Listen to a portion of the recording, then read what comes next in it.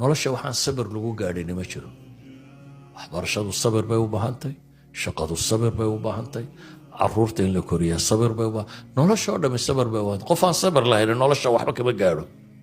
sida awgeed baa ilaahay nabigiisii maxamed calayhi salaatu wasalaam oo loogaya wuxuu dhib u soo maray diintan baa ilaahay la hadlay oo waxaa la yidhi fasbir kamaa sabara ululcasmi min alrusul.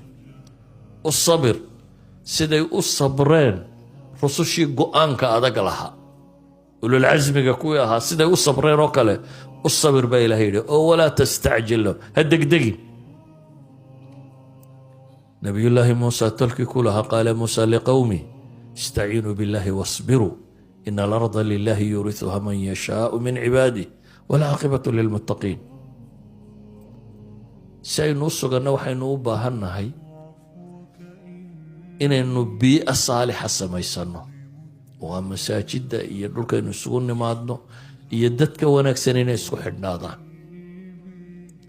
نبي محمد بإلهي القرآن كوت المامد عليه الصلاة والسلام واصبر نفسك مع الذين يدعون ربهم بالغداة والعشي. نفط هذا وحاد كصبر سيسا كحب سيداين إلا تشوكتو كوا إلهي قلن هوريا قلن دبابا عابدية. إيش هو تاقن با إلهي يدي ولا تعد عيناك عنهم تريد زينة الحياة الدنيا. أدقوا حول الرادين يوم هذي تلدين النقطة حقا العقل جهلا حقا شقادة يدو بضنتي حقا كان العقل هدو نلشادو النقطة واحد الرادين يسا واتشابي.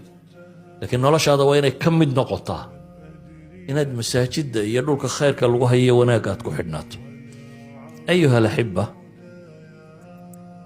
nusuusta qur-aanka iyo xadiidka baabkan tilmaamaya way badantay, laakiin waxaan rabaa inaan idiin soo koobo. waxaan ku soo koobayaa wuxuu yahay mushkilaadka khaarijiga ah ee environmentkaynu ku noolay uu keensanayo iyo mushkilaadkeenna daakhiliga ah ee diinyarideenna iyo dacfigeenna faqriga ah iyo tafaraaruqeenna uu keensanayo waxaba waxa daawo u ah innagoo ilaahay si dhaba ugu xidhanna.